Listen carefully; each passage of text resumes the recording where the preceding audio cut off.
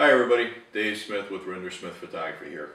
Today we're going to be talking a little bit about food photography. Good food photography depends on several things all working together.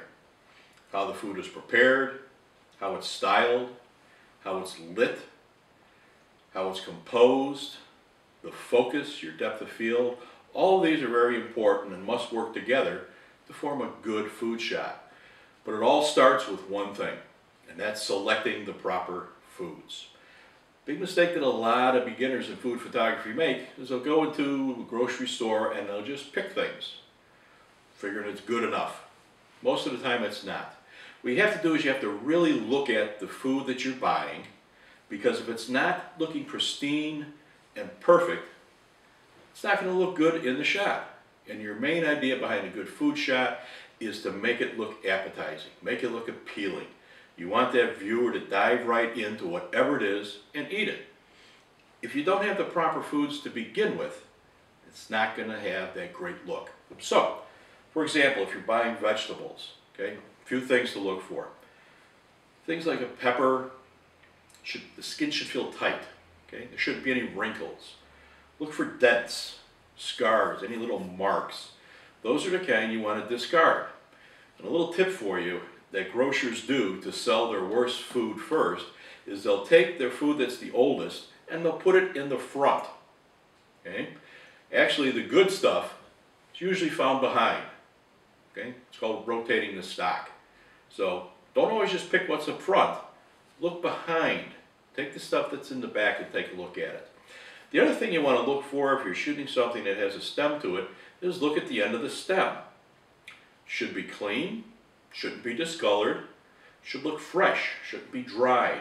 But you have to watch out for one thing.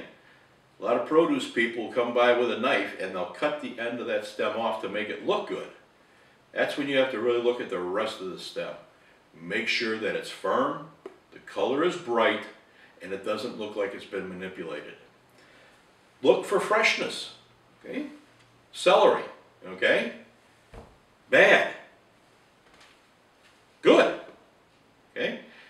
If this is going to look like this when you buy it, it's going to look worse when you prepare it and put it on a plate. So take your time and look for the best food.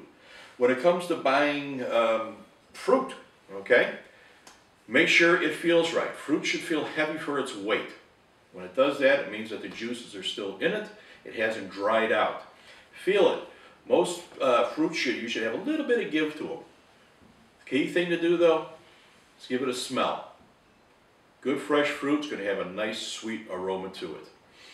If you're buying meats, poultry, fish, you want to look at it, make sure it looks good.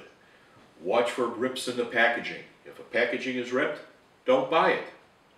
Make sure that the meat has a nice, healthy, reddish look to it. Okay? Poultry should not look like it's scummy or slimy. Fish should have a translucent quality to it. Sniff the food, okay? Make sure it smells fresh.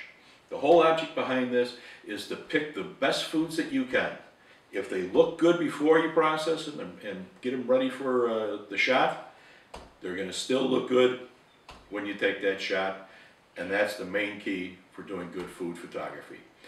Hope to see you come back. We're going to have a lot more tips when it comes to food photography that I hope you're enjoying. Thanks.